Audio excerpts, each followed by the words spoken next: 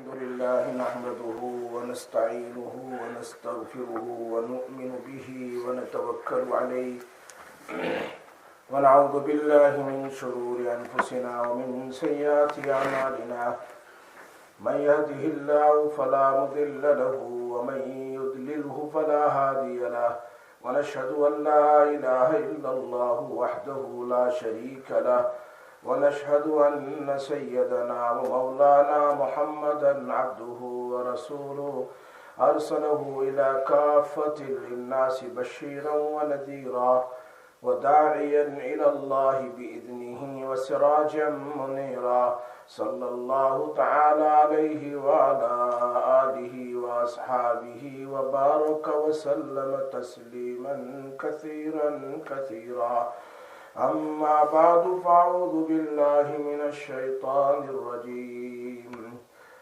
بسم الله الرحمن الرحيم والذين جاءوا من بعدهم يقولون ربنا اغفر لنا ولإخواننا الذين سبقونا بالإيمان ولا تجعل في قلوبنا غلا للذين آمنوا ربنا إنك رؤوف رحيم وقال النبي صلى الله عليه وسلم لخادمه أنيس يا بني إن قدرت أن تصبح وتمسي ليس في قلبك غش لأحد فافعل ثم قال لي يا بني وذلك من سنتي ومن أحب سنتي فقد أحبني ومن أحبني كان معي في الجنة أو كما قال رسول الله صلى الله عليه وسلم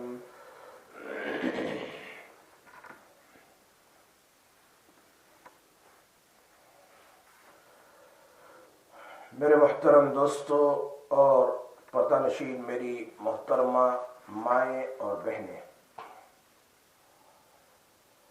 اللہ تبارک و تعالی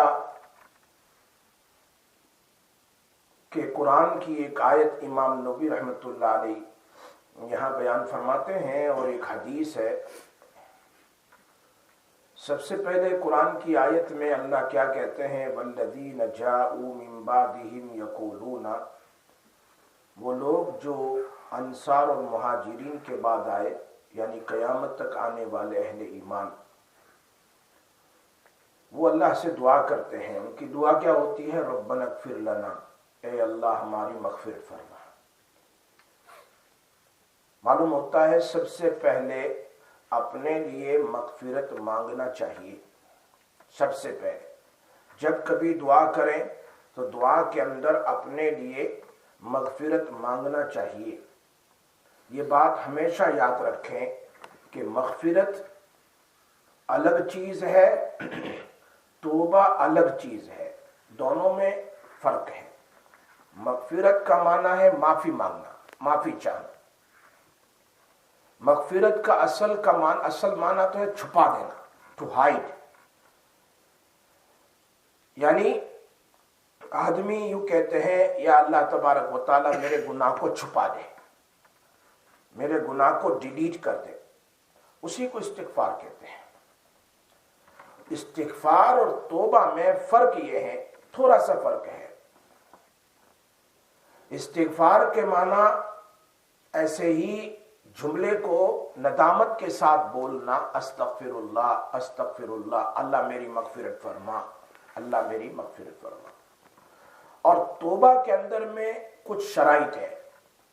وہ شرط کیا ہے کہ جو پچھلے گناہ جو کر چکا ہے اس پر ندامت، ریگریٹ ہونا، اور فی الحال توبہ کرتے ہوئے آئندہ یہ گناہ، جس گناہ کی توبہ کرتا ہے نہ کرنا کا اللہ سے وعدہ کرنا، یہ اصل ہے۔ توبہ میں کچھ شرط ہے، استغفار میں شرط نہیں ہے، دونوں الگ الگ چیز ہے۔ گنہگار ہی توبہ بھی کرے گا، گنہگار ہی استغفار کرے گا۔ اگر کوئی آدمی گناہ کرے تو ظاہری بات ہے کہ وہی توبہ کرے گا، اور اس میں دوسرا آدمی اس کی طرف سے توبہ نہیں کرے گا۔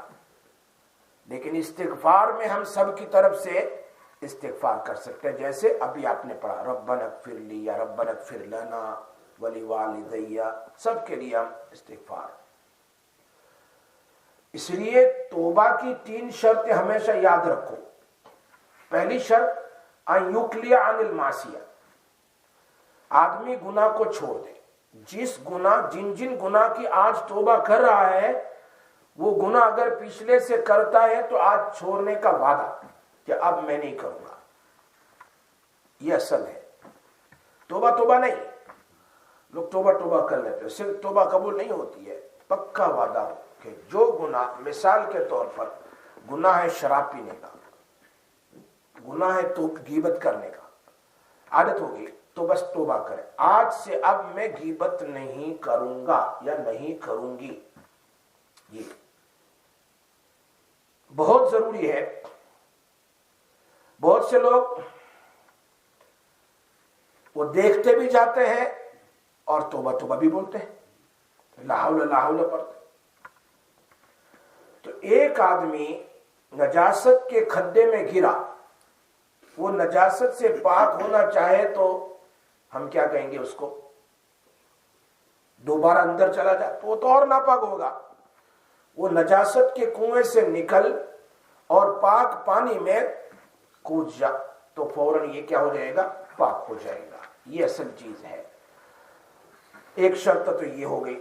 دوسری شرط یہ ہے وَأَنْدِمُ وَيَنْدَمُ عَلَى فِعْلِهَا، جو گناہ اس سے ہو گیا اس پر ریگریٹ ہونا ہے، یہ دوسری شرط ہے۔ جب تک آدمی ریگریٹ نہیں ہوتا، اور ریگریٹ کس کو کہتے ہیں، ندامت کس کو کہتے ہیں؟ تعلم القلب، دل کے اندر بے چینی، میں نے کیا کر دیا، میں نے کیا گناہ کیا، یہ ہے اصل، میں نے کیا کیا، میں نے کیا کیا، ایسا نہیں کرنا چاہیے تھا، میں نے نافرمانی کر دی، میں اللہ کا حکم توڑ دیا، میں، یہ ہے ندامت۔ اور تیسری جو چیز ہے وہ بہت ضروری ہے، وہ ہے جو گناہ کر رہا ہے فوری طور پر چھوڑ دے۔ ایک تو آئندہ نہ کرنے کا وعدہ کرنے کا، اور ایک جو کر رہا ہے اس کو فوراً کیا کرنا ہے؟ چھوڑ دینا ہے۔ اسی طرح یہ 3 شرطیں جس کے اندر میں ہوگی تو اس کو کہتے ہیں توبہ۔ وَيَعْزِمُ أَلَّا يَعُودَ عَلَيْهَا، تیسری شرط وہ یہ ہے پختہ ارادہ کرے کہ دوبارہ اس گناہ کی طرف نہیں جائے گا۔ تو جو کرتا ہے اس کو چھوڑ دے، اور پھر ہار ندامت ہو، اور آئندہ نہ کرنے کا پکا وعدہ ہو۔ اگر اس کے بعد اگر گناہ ہو جائے تو فوراً توبہ کر لے۔ تو آج کے سبق میں ربنا اغفر لنا، مسلمان کیا دعا کرتا ہے؟ اے اللہ ہماری مغفرت فرما۔ ابھی چونکہ شعبان کا مہینہ بہت قریب آ رہا ہے، ابھی یہ قریباً آج رجب کی 26 تاریخ ہو چکی ہے۔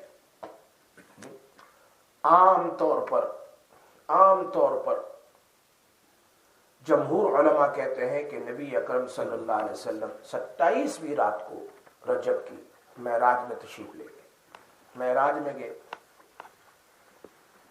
عجیب داستان ہے، اللہ پاک نے معراج میں کیوں بلایا؟ اللہ نے کہا یہ لوگ آپ کو ذلیل کرنا چاہتے ہیں، لیکن آپ ذلیل نہیں ہیں، اللہ کی آنکھوں میں آپ بہت عزت والے ہیں۔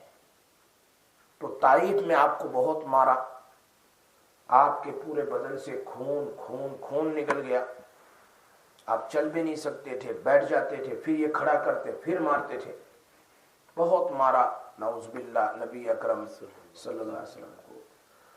اب بہت ندامت، بہت غمگین تھے، بہت پریشان تھے۔ طائف سے واپس مکہ آ رہے تھے غلام کے ساتھ، غلام تھا اور کوئی ساتھ میں نہیں تھا بچانے والا۔ تو اللہ پاک نے کہا میرے نبی گھبرائے نہیں، آپ بہت عزت والے ہیں، چونکہ انہوں نے کہا اللہ آپ نے مجھے کیسے لوگوں کے ہاتھ میں پہنچا دیا، میری کمی کوتاہی ہے، کیسے لوگوں کے ہاتھ میں پہنچا دیا۔ تو اللہ کے نبی نے فرمایا نہیں آپ بہت عزت والے ہیں، دین پر چلنا ہو تو تکلیف آئے گی، قربانی دینی پڑے گی، قربانی کے بغیر تو دین آتا نہیں ہے. ہم تو بغیر قربانی کے بھی دین پر چلنے کے لیے تیار نہیں ہے. واپسی میں وہاں سے نکلے تو راستے میں کیا کہا؟ میرے نبی گھبرائے نہیں. اگر انسان تم پر ایمان نہیں لاتے تو میں ابھی آپ فجر کی نماز پڑھ رہے تھے کہ اتنے زیادہ جنات کی جماعت آ گئی اور وہ سب کے سب شیطان تھے, غیر مسلم تھے جنات. وہ فجر کا قرآن سنا تو سب کے سب جنات وہیں پر اسلام لے آئے. قل اوحی الی انہ استمع نفر من الجن فقالوا انا سمعنا قرآنا عجبا. سورہ جن اتاری اللہ.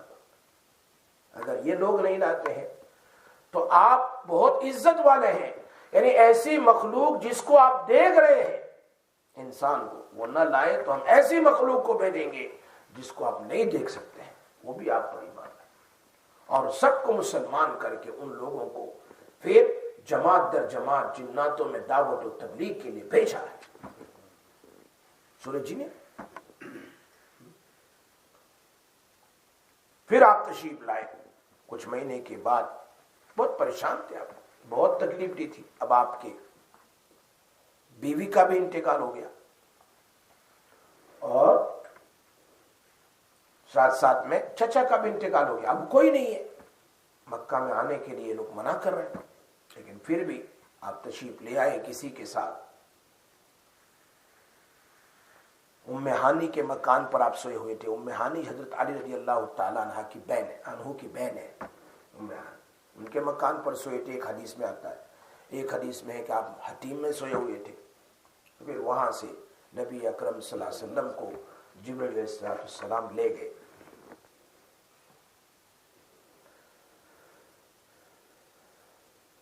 ایک روایت میں لکھا ہے کہ اللہ نے جبرائیل علیہ السلام کو کہا جنت میں جاؤ, ایک براق لے جاؤ, اس پر بٹھا کے لے آؤ.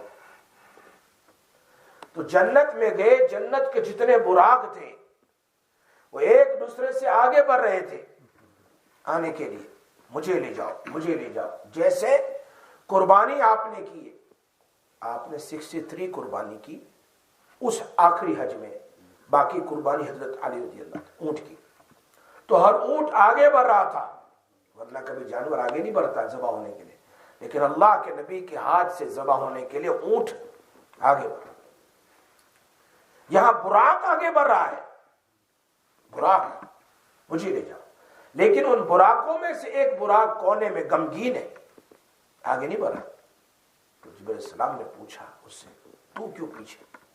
یہ سیرت کی کتاب میں لکھا ہے, شان مصطفیٰ میں دوسری جلد میں, جہاں معراج کا ذکر ہے. اور شاہ عبدالحق محدث دہلوی رحمۃ اللہ علیہ کی کتاب کے حوالے سے لکھا ہے.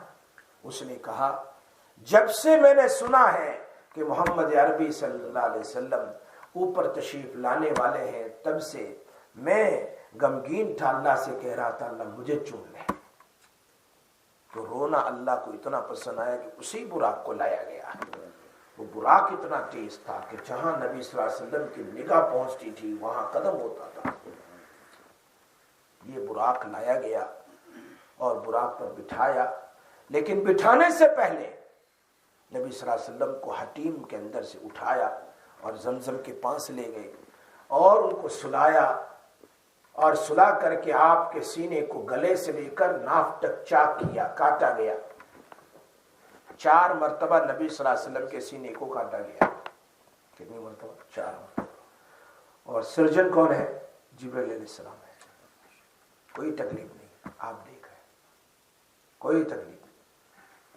بعد میں یہ تو ہارٹ کا یہ سرجن آ گئے, نہیں سکا تھا. آپ کا دل نکالا. نکالا بھی کس نے؟ حدیث میں آتا ہے جی, یہ بخاری شریف کی حدیث ہے, جنت کی سونے کی پلیٹ میں آپ کا دل رکھا.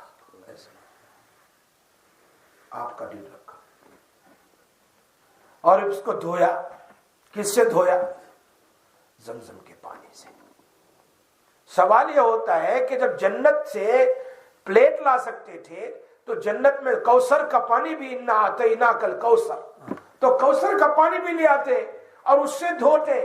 کیا بات ہے کہ زمزم کے پانی سے دھویا. اس لیے علماء فرماتے ہیں زمزم کا پانی یہ نبی کے قدموں سے نکلا اور یہ پانی آب کوثر سے بھی افضل ہے. ہم لوگ اس کی قدر نہیں کرتے. زمزم کی ہم قدر نہیں کرتے. اللہ کے نبی کے دل کو زمزم سے دھویا گیا اور دھو کر کے پھر رکھ دیا گیا. اور کیوں دھویا گیا, کیا نکالا گیا؟ فرمایا اب آپ کو سفر کرنا تھا ایسے عالم کا جس عالم میں ہر آدمی کیا ہے, گھبراتا ہے, کبھی گیا نہیں. ایسے عالم, پہلے آسمان, جو انسان ہے, پہلے آسمان, دوسرے آسمان, تیسرے آسمان, چوتھے آسمان, پھر عرش پر جانا ہے, جنت کو دیکھنا ہے, جہنم کو دیکھنا ہے, اللہ کو دیکھنا ہے, سارے کام کرنے ہیں جہاں جبرائیل بھی نہیں جا سکتے. اس لیے اس کو دھو کر کے اندر میں رکھا تاکہ ساری گھبراہٹ, ساری پریشانی دور ہو اور یہ سفر آرام سے کرے. سفر کیا, کہاں لے گئے؟ براق پر بٹھا کر کے پھر مدینہ منورہ. جیسا کہ پورا سفر لکھا ہے. پہلا قدم مدینہ منورہ ٹھہرے, وہاں 2 رکعت پڑھی کہ یہاں آپ کو ہجرت کرنا ہے. اور پھر اس کے بعد راستے میں جاتے ہوئے آپ نے دیکھا, یعنی موسیٰ علیہ السلام کا پہاڑ جو ماؤنٹ آف ٹور کہتے ہیں, یہاں موسیٰ علیہ السلام نے اللہ سے کلام کیا, وہاں ٹھہرے. اور پھر بیت اللحم جہاں عیسیٰ علیہ السلام کی پیدائش, پھر وہاں سے اقصی. مسلم شریف میں ہے کہ صحابہ کو بتلایا کہ میں نے دیکھا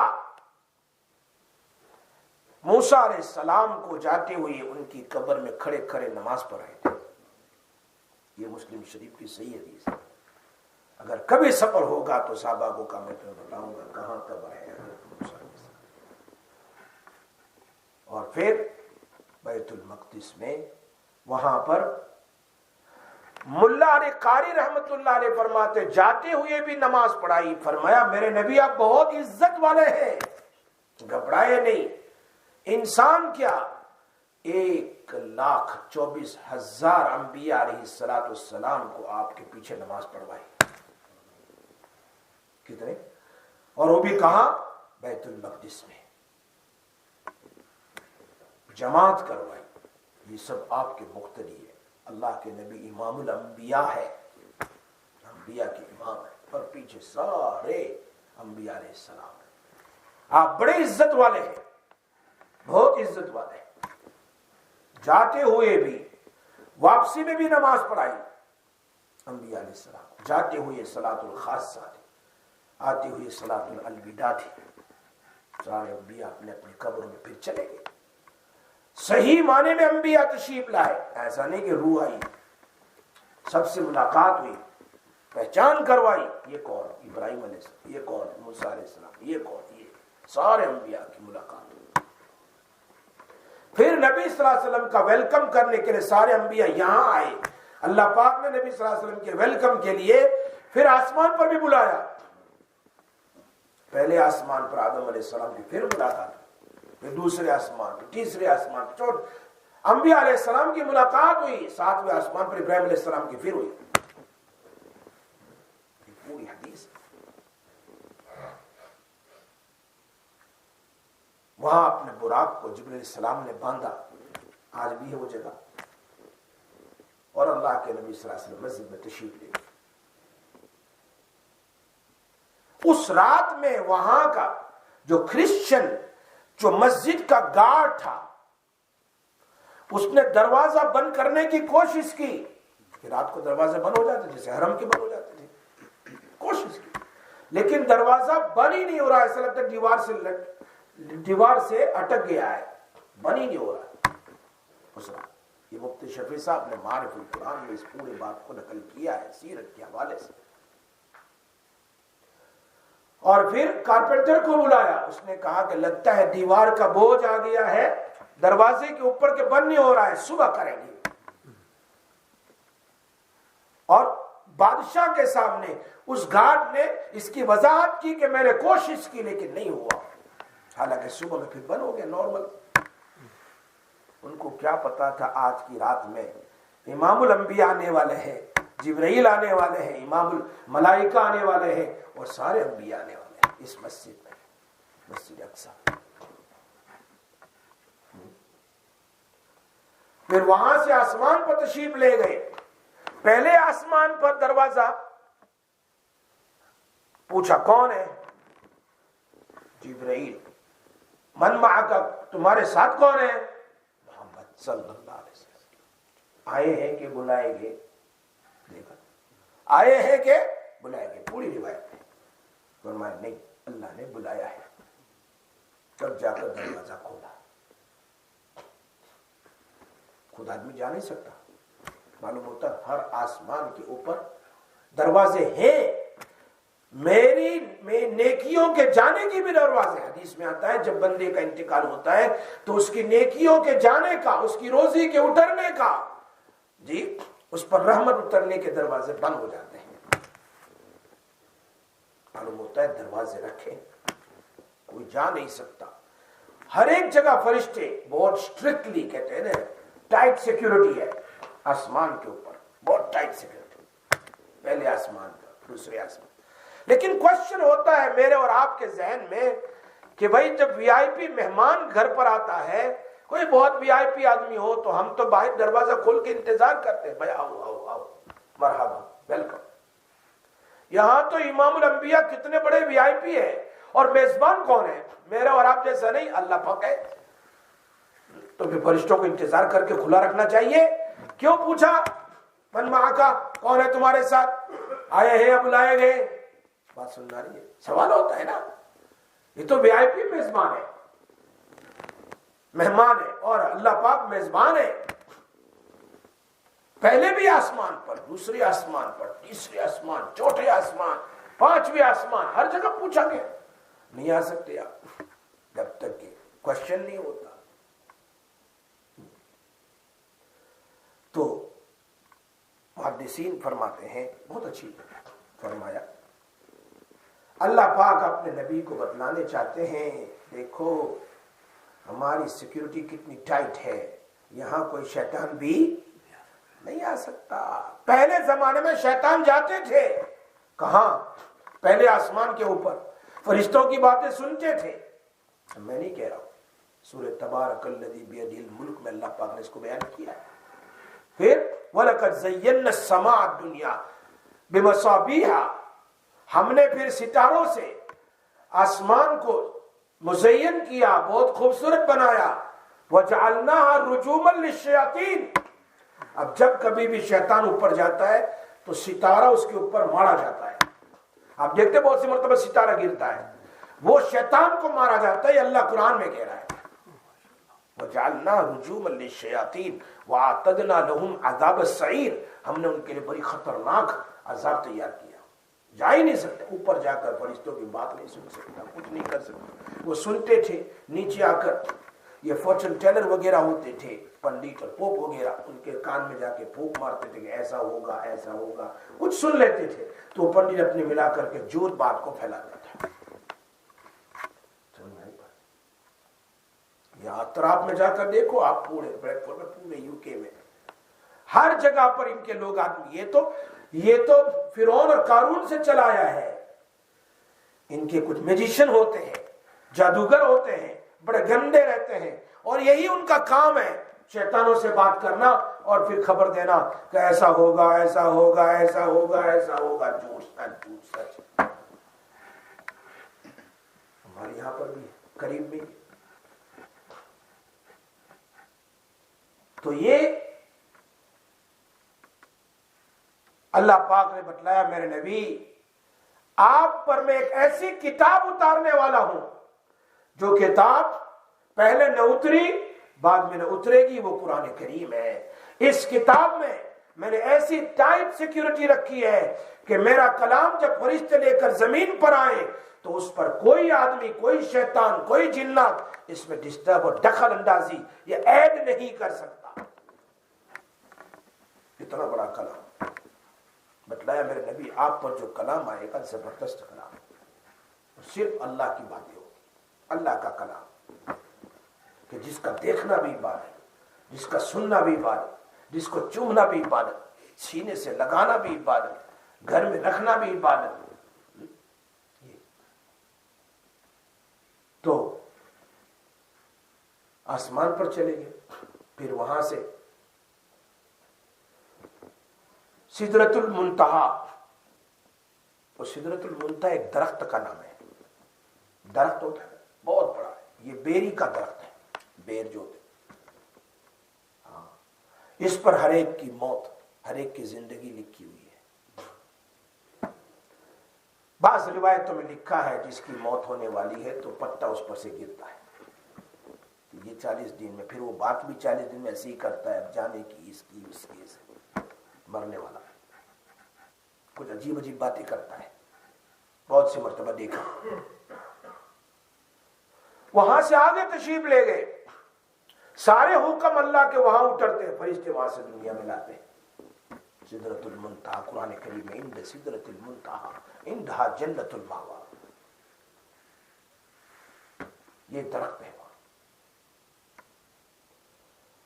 نبی اکرم صلی اللہ علیہ وسلم تشریف لے گئے, اللہ کے قریب پہنچے. اللہ اور نبی صلی اللہ علیہ وسلم کے درمیان میں بہت کم نور کے پردے رہ گئے, بہت کم. سارے جمہور علماء اس کو بیان فرماتے ہیں, اگرچہ بعضوں نے کہا جبرائیل کو دیکھا ہے, لیکن صحیح بات یہی ہے کہ اللہ کو دیکھا. کیوں بلایا آسمان پر؟ تاکہ آپ دیکھ لیں برابر اور جا کر اپنی قوم کو بتلائیں. اسی لیے نبی اکرم صلی اللہ علیہ وسلم فرمایا, اگر میں تمہیں بتا دوں قبر میں کیا ہو رہا ہے, قیامت میں کیا ہوگا, جنت میں کیا ہے, جہنم میں کیا ہے, تم ڈر جاؤ گے, مردے کو دفن بھی نہیں کرو گے. آپ نے اپنی آنکھوں سے دیکھا ساری جنت ہے, جہنم ہے. اور پھر دل میں ہی آیا ہوگا, مفتی شفیع صاحب نے لکھا ہے کہ اللہ میں تو تمہارے قریب آ گیا, میری امت آپ کے قریب کیسے آئے گی, میری امت آپ کے قریب کیسے آئے گی. تو اللہ پاک تو علیم بذات الصدور ہے, دلوں کے بیٹ کو جاننے والا ہے. کہ میں تمہیں تمہاری امت کے لیے نماز دوں گا, اگر وہ سجدے میں جائیں گے تو میرے نبی جس طرح آپ میرے قریب ہو گئے وہ بھی میرے قریب ہو جائیں گے. 5 وقت کی نمازیں اللہ کے قریب ہونے کا ذریعہ ہے. میری مائیں اور بہنیں, نماز کبھی نہیں چھوڑنا ہے, نماز کبھی نہیں چھوڑنا ہے, یاد رکھنا. جان بوجھ کر اگر کوئی آدمی نماز قضا کرتا ہے تو 80,000 سال تک وہ جہنم میں جلے گا, روایت سے معلوم ہوتا ہے.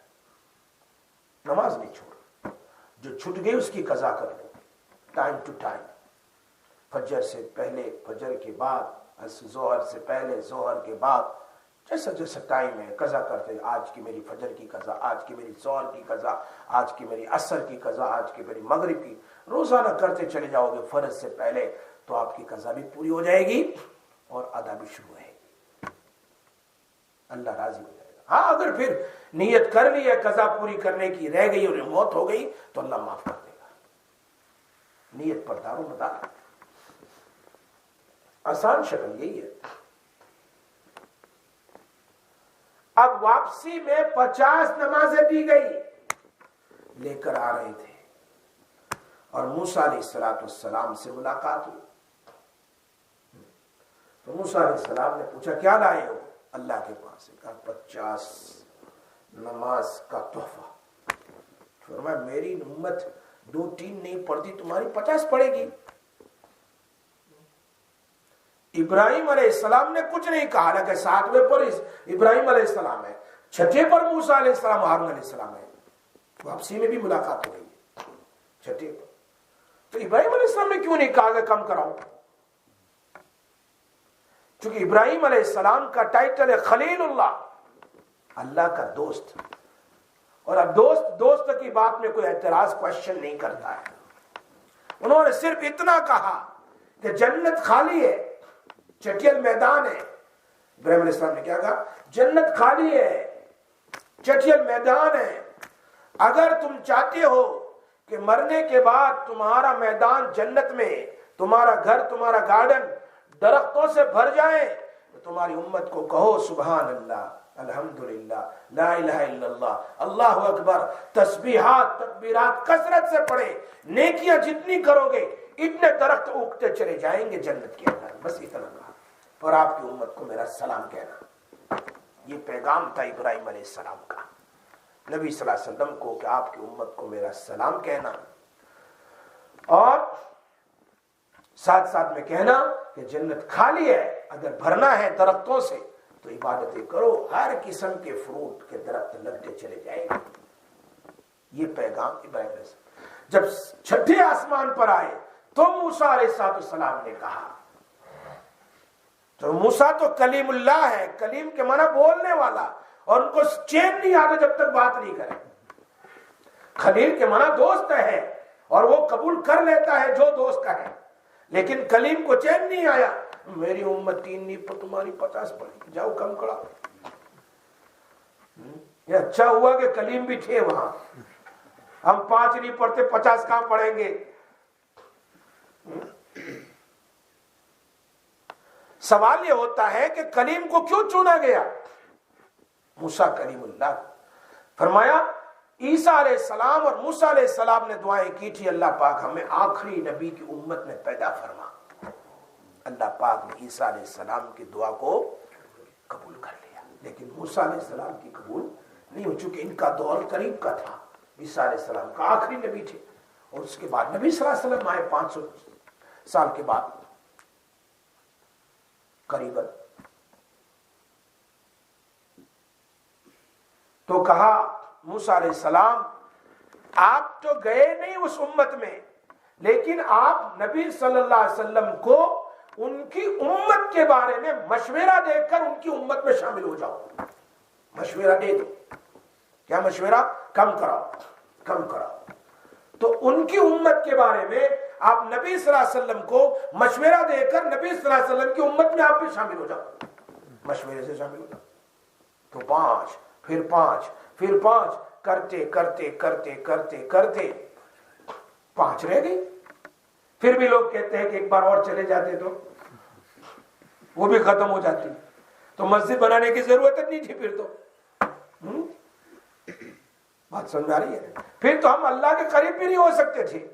اللہ کے قرب کا ذریعہ فرائض نماز ہے، جیسے میرے نبی کا قرب کا ذریعہ معراج ہے. اور نبی نے فرمایا الصلاۃ معراج المؤمنین، نماز مومن کی معراج ہے. نماز کیا ہے؟ مومن کی معراج ہے. اب معراج میں جانا ہو تو مسجد میں آنا پڑے گا، فجر میں ظہر میں عورتوں کو مصلی پر کھڑا ہونا پڑے گا، تب یہ معراج میں جائیں گے. اتنا قریب کہ اللہ فرماتے ہیں میں تیرے سامنے ہوتا ہوں جب تو نماز پڑھتا ہے، تمہارے سامنے. اس لیے 5 کرتے 5 ہی رہ گئی، 45 ختم ہو گئی. اللہ پاک نے فرمایا میں نے تو لکھ دیا تھا 50، کم کرتے کرتے 5 رہ گئی، لیکن میں تم کو 50 ہی کا ثواب دوں گا. کتنے کا بھائی؟ من جاء بالحسنۃ فلہ عشر امثالها. ایک نماز پڑھیں گے 10 کا ثواب، اور جماعت کے ساتھ پڑھے تو 27 کا ثواب، اور مسواک کے ساتھ پڑھے تو 70 نماز کا ثواب. اللہ کہتے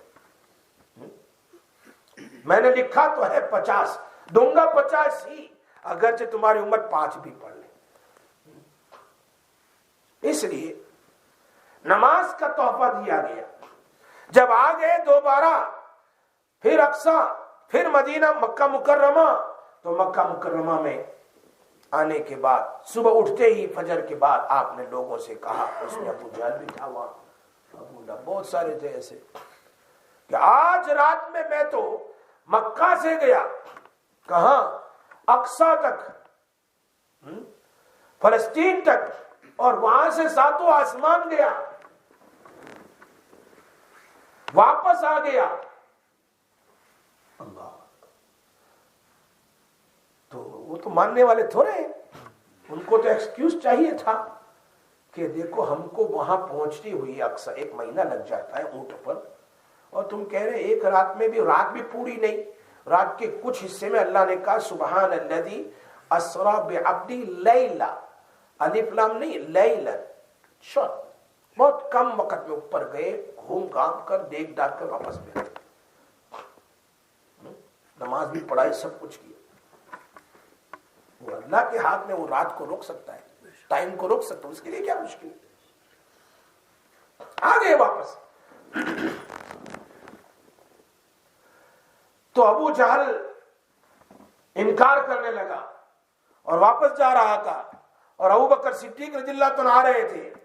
فرمایا تمہارا دوست کہہ رہا پہلے کہنے لگا کہ ایک آدمی جا سکتا ہے رات میں یہاں سے وہاں، وہاں سے وہاں، وہاں سے وہاں واپس، آپ کچھ کر سکتا ہے ایسا؟ کہا نہیں، مشکل ہے۔ فرمایا تمہارا دوست کہہ رہا ہے۔ کون؟ محمد صلی اللہ علیہ وسلم۔ اچھا وہ کہہ رہا ہے تب تو 100%، وہ کہہ رہے ہیں تب تو 100% ہیں، اسی لیے ابو بکر صدیق کو صدیق کا لقب دیا گیا، جو بات کہی فوراً مان لی۔ میرا نبی آسمان کی باتیں جو آتی ہے سنا سکتا ہے، تو آسمان پر کیوں نہیں جا سکتا؟ یہ سب وہاں آگے سارے جمع ہو گئے نا، ایسی جگہ میں مجمع زیادہ ہو جاتا ہے نا، مجمع زیادہ ہوتا ہے، جمع ہو گئے، پوچھنے لگے اچھا چلو بتاؤ مسجد اقصی میں کتنے دروازے ہیں، کتنی کھڑکیاں ہیں، کیا کیا بتاؤ؟ صحیح بات پوچھنے لگے۔ آپ کتنے سالوں سے اس مسجد قباء میں آتے ہیں، آپ کو پتہ نہیں ہوگا کہ مسجد قباء کے مدرسے میں، مسجد میں کتنے دروازے، ارے چلو کتنی کھڑکیاں، ارے چلو کتنا اس میں ٹھمب ہے، کیا بہت ساری چیزیں آپ کو پوچھے، پتہ نہیں ہوگا؟ کتنے سالوں سے آتے ہیں، بڈھے ہو گئے۔ اللہ کے نبی تو رات میں گئے واپس آ گئے، صرف 2 رکعت پڑھائی واپس آ گئے، ان کو کیسے پتا ہوگا کتنے دروازے اور کیا کیا ہے وہاں؟ نبی اکرم صلی اللہ علیہ وسلم فرماتے ہیں اللہ اکبر، حدیث میں آتا ہے میں حتیم میں ہوں، پورا اقصی اللہ پاک نے وہاں سے اٹھایا میرے سامنے کر دیا، ایسے ایسے ایسے بالکل سامنے، جیسے میرے سامنے یہ پلر ہے، میرے سامنے آپ بیٹھے ہیں، اور دیکھتا رہا، ان کو بتاتا رہا، جو سوال کرتے تھے دیکھ کر کے بتاتا تھا۔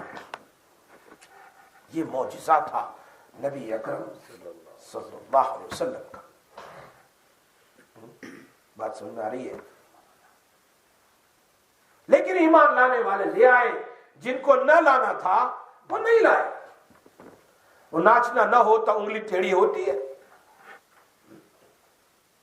آگن ٹیڑھا ہے، جیسے وہ گھی نکالنا جو انگلی ٹیڑھی، اور نکالنے والے تو تیری انگلی سے بھی نکال لیتے ہیں۔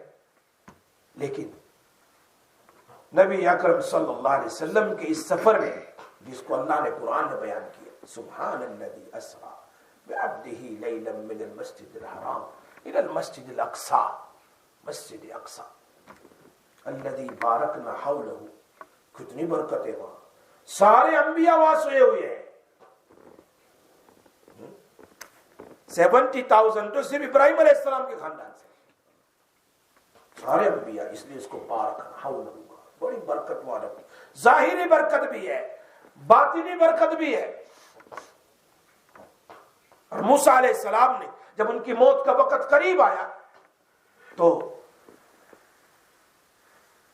اللہ سے کہا اللہ مجھے اتنا قریب کر دے کہ میں پتھر ماروں تو میرا پتھر اقصی کے پاس پہنچ جائے اور وہاں میری موت ہو، اور وہیں پر ان کی موت ہوئی، اللہ پاک ان کو لے گیا۔ انبیاء علیہ السلام کی قبریں، ابراہیم علیہ السلام، اسحاق علیہ السلام، یوسف علیہ السلام، کتنے بڑے بڑے انبیاء علیہ السلام سوئے، بارکنا حولہ۔ تو بات میں بہت آگے سے آگے نکل گیا، حالانکہ میں نے آج معراج کا ذکر کرنا نہیں تھا، لیکن یہاں ربنا اغفر لنا سے بات آگے نکل گئی، خبر نہیں کیسے نکلی، کہاں پہنچ گیا میں۔ تو آج کی یہ آیت میں والذین من بعدہم یقولون ربنا اغفر لنا ولاخواننا الذین سبقونا بالایمان ولا تجعل فی قلوبنا غلا للذین آمنوا ربنا انک رؤوف رحیم۔ اس لیے بات ضرور یاد رکھے، اللہ تبارک و تعالی فرماتے ہیں قرآن کریم کی اس آیت میں، جو لوگ پہلے انتقال کر گئے ہیں ان کے بارے میں تم برائی سے نام نہ لو، ان کے گناہ ان کی برائی بیان نہ کرو۔ لوگ آج صحابہ کرام کو برا بھلا کہتے ہیں، امام ابو حنیفہ رحمۃ اللہ علیہ کو، امام شافعی رحمۃ اللہ، بڑے بڑے اولیاء اللہ کہہ رہے ہیں وَلِإِخْوَانِنَا الَّذِينَ وَلَا تَجْعَلْ فِي قُلُوبِنَا غِلًّا، غل، اے اللہ ہمارے دل میں ذرہ برابر ان کا غل نہ آئے۔ غل کے معنی ہے ذرہ برابر ان کے بارے میں برائی نہ آئے کہ وہ ایسے تھے، وہ ایسے تھے، وہ ایسے تھے۔ اور ویسے بھی کوئی آدمی انتقال کر جائیں تو ان کے لیے برائی سے ان کو یاد نہیں کرنا چاہیے، اللہ ان کو معاف کر دے، لیکن ان کی برائی بیان نہیں کرنا چاہیے۔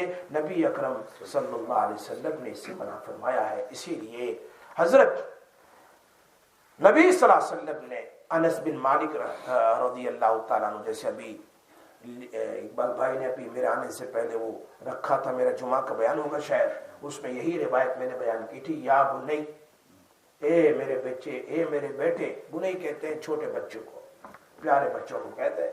تو انس بن مالک کو کہا، اے بنی، او میرے بچے، ان قدرتا ان تصبح وتمسی، اگر تمہارے اندر طاقت ہو صبح اور شام کرنے کی تو تمہارے دل میں لیس فی قلبک غش، کسی کے بارے میں برائی نہ ہونا چاہیے۔ معاف کر دو، اللہ جو کرے گا کرے گا، لیکن ہم کیا کر دیتے ہیں؟ معاف کر دیتے ہیں۔ لِأَحَدٍ فَافْعَلْ، تو کر، کسی کے بارے میں کر۔ ثُمَّ قَالَ لِي، پھر مجھ سے کہے، پھر مجھ سے کہا، یا بنی وَذَلِكَ مِن سُنَّتِي، یہاں میں کہنا چاہتا ہوں اللہ کے نبی کی بے شمار سنتیں ہیں، لیکن خاص اللہ کے نبی نے دل میں کسی کے بارے میں کدورت، ہیٹرٹ، انمتی نہ رکھے، بولنا نہ بولنا، لیکن دل میں تو کدورت نہ رکھو اس کے بارے میں کہ جب آئے تب اس کو گالی، جب آئے تب اس کی برائی، نہیں، چھوڑ دو اس کے راستے پر۔ ان قدر دل کے اندر میں برائی، اور یہ میری سنت ہے، اور جو میری سنت سے محبت کرے گا وہ مجھ سے محبت کرتا ہے، اور جو مجھ سے محبت کرے گا وہ کان معی فی الجنت، وہ جنت میں میرے ساتھ ہوگا۔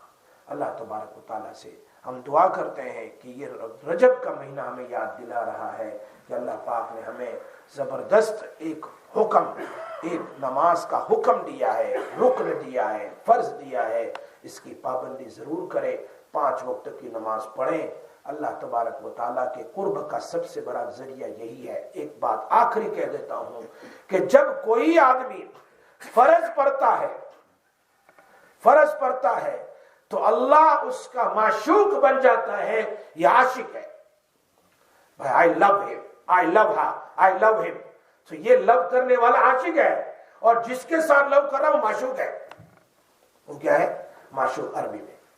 فرض نماز پڑھو گے اللہ معشوق ہے، تم عاشق بنو گے۔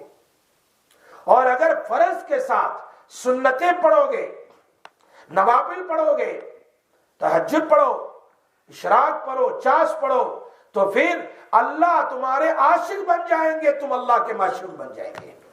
الٹا ہو جائے گا، پھر اللہ کہے گا I love this person, I love this person, he always makes سجدہ in front of me، یہ ہر وقت میرے سامنے ہوتا ہے، کبھی تہجد میں، کبھی سنت میں، کبھی نوافل میں، کبھی اشراق میں، کبھی چاش میں، ہم معشوق بن جائیں گے۔ یہ فرق یاد رکھو۔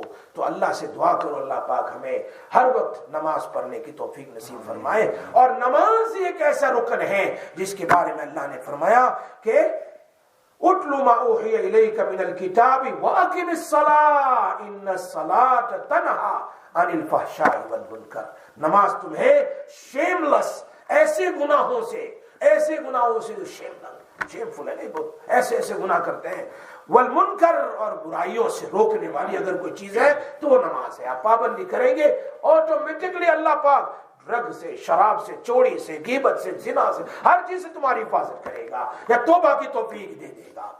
اور نماز ایک ایسی چیز ہے کہ اللہ تبارک و تعالیٰ نے فرمایا کہ تم اور تمہارے گھر والے وَأْمُرْ أَهْلَكَ بِالصَّلَاةِ وَاسْتَبِرْ عَلَيْهَا لَا نَسْأَلُكَ رِزْقًا نَحْنُ نَرْزُقُكَ۔ تم نماز پڑھو گے تو ہم تم سے روزی نہیں مانگتے، ہم تم کو کیا ہے روزی دیں گے، لیکن تم اور تمہارے گھر والے سب مل کر نماز پڑھو، ہم روزی کے دروازے کھول دیں گے، یہ اللہ نے قرآن میں کہا ہے۔ تو نماز کی بے شمار فضیلت ہے، یہ ایمان کے بعد سب سے پہلا فرض ہے جو اللہ نے دینے کے لیے آسمان پر بلایا ہے، اور یہ فریضہ اللہ پاک اللہ کے نبی دنیا میں لے کر آئے ہیں، اور یہ زبردست ہے۔ جب تک آدمی نماز پڑھتا رہے گا اللہ کے قریب ہو جائے گا۔ اللہ پاک ہم سب کو اس پر عمل کی توفیق عطا فرمائے۔ یا ارحم الراحمین، یا ذا الجلال والاکرام، یا حنان یا منان، یا دیان یا سلطان، یا قدیم الاحسان، اللهم صل وسلم دائما ابدا على حبیبک خیر الخلق کلهم۔ اللہ اللہ اللہ، یا غفور یا غفار یا غافر یا رحمان یا رحیم، یا ستار العیوب، غفار الذنوب، معاف کر دے معاف کر دے معاف کر دے معاف کر دے۔ بڑے گناہ کیے ہیں، ہم ندامت کرتے ہیں، اے اللہ ہم ریگریٹ کرتے ہیں، اللہ بڑے گناہ کیے ہیں، معاف کر دے معاف کر دے اللہ اللہ معاف کر دے۔ تیرے گھر میں بیٹھ کر معافی مانگتے ہیں اے اللہ، اتنی ساری ہماری مائیں اور بہنیں، ہمارے بھائی سب مل کر ہم معافی مانگتے ہیں، اللہ معاف کر دے معاف کر دے اللہ، آئندہ نہیں کریں گے۔ جو کچھ کیا ہے بہت خراب ہے اللہ ہم ندامت کی آنسو بہاتے ہیں، اللہ معاف کر دے، آئندہ نہیں کریں گے۔ اللہ ہماری توبہ قبول فرما، اللہ ہماری توبہ قبول فرما، اللہ ہماری توبہ، ہم نے اے اللہ تیری بڑی نافرمانی کی ہے، تیری بڑی نافرمانی کی ہے، گناہ قسم کے کر کے، چھپ کے، کھل کے، اپنوں میں، دوستوں میں، گھر میں، گھر سے باہر، رات میں، دن میں، اللہ تو معاف فرما، اللہ تو معاف فرما، اللہ ہماری پریشانیوں کو دور فرما، اللہ ہماری مشکلوں کو آسان فرما، ہمارے ماں باپ کی مغفرت فرما، ہماری اعلیٰ اولاد کی مغفرت فرما، ہماری اعلیٰ اولاد کی مغفرت فرما، ہماری اعلیٰ اولاد کی مغفرت فرما، ہمارے ماں باپ کی مغفرت فرما، بھائی بہنوں کی مغفرت فرما، دوست احباب کی مغفرت فرما، متعلقین محسنین کی مغفرت فرما، پوری امت کی مغفرت فرما، زندوں کی مغفرت فرما، مردوں کی مغفرت فرما۔ جو کچھ سنا ہے اللہ اس پر عمل کی توفیق نصیب فرما، اللہ عمل کی توفیق نصیب فرما۔ ایک دن آئے گا کہ اعلان کر دیا جائے گا کہ فلاں اور فلاں کا انتقال ہو گیا، اللہ اس کے بعد کچھ نہیں کر سکتے۔ جب تک زندگی ہے اللہ تیری فرما برداری والی زندگی گزارنے کی توفیق نصیب فرما، تیری نافرمانیوں سے بچا لے، ہمیں بچا لے، ہماری اعلیٰ اولاد کو بچا لے، ہماری اعلیٰ اولاد کو بچا لے، ہماری نسلوں کو بچا لے، فتنوں سے بچا لے، اے اللہ گناہوں سے بچا لے، کبائر سے بچا لے، صغائر سے بچا لے۔ امت کے حال پر رحم فرما، فلسطین اور غزہ کے مسلمانوں کی مدد فرما، اے اللہ ان کی مدد فرما، ان کی نصرت فرما، اے اللہ ان کے بچے، عورتیں، جوان، بوڑھے سب کی حفاظت فرما، ان کے مساجد، مکاتب، مدرسے، گھروں کی اے اللہ حفاظت فرما، اے اللہ غیب سے نصرت فرما، غیب سے نصرت فرما، غیب سے نصرت فرما۔ اے اللہ سب نے ہاتھ اٹھا لیے لیکن تیرا خزانہ بڑا ہے، اے اللہ تو ان کی مدد فرما، تو ان کی مدد فرما۔ اے اللہ تجھے کوئی پوچھنے والا نہیں ہے، اے اللہ تجھے کوئی پوچھنے والا نہیں ہے، تو ان کی رکھوالی فرما لے۔ اے اللہ دشمنوں سے ان کی حفاظت فرما، دشمنوں سے ان کی حفاظت فرما، دشمنوں سے ان کی حفاظت فرما۔ اے اللہ پوری دنیا میں امت کے حال پر رحم فرما، پوری دنیا میں امت کے حال پر رحم فرما۔ اے اللہ بہت سارے وہ ہیں وہاں پر ان کے گھروں میں ایک ایک، دو دو، تین تین، چار چار، پانچ پانچ، چھ چھ پورے خاندان کے جنازے کے جنازے نکل گئے، اللہ انہیں صبر جمیل نصیب فرما، اللہ صبر جمیل نصیب فرما۔ بہت سے وہ ہیں جن کے ماں باپ، دادا دادی، نانا نانی شہید ہو گئے، بچے رہ گئے، اے اللہ بچوں کو بھی صبر نصیب فرما۔ اے اللہ مسجد، اے اللہ العالمین مسجد اقصی کو آزاد فرما، آزاد فرما، آزاد فرما۔ ہم سب کی پوری امت کی حفاظت فرما، پوری دنیا کے مسلمانوں کی حفاظت فرما۔ جہاں جہاں مسلمانوں کو اے الہ العالمین خصوصاً علماء کو جیل میں ڈالے گئے ہیں، اللہ ان کی رہائی کی صورتیں پیدا فرما۔ اے اللہ دشمنوں کو ختم فرما، اللہ اپنی فضل و کرم سے، رحم و کرم سے ہماری دعاؤں کو تیرے فضل و کرم سے قبول فرما۔ وصلی اللہ تعالی علی سیدنا محمد و آلہ وصحبہ اجمعین۔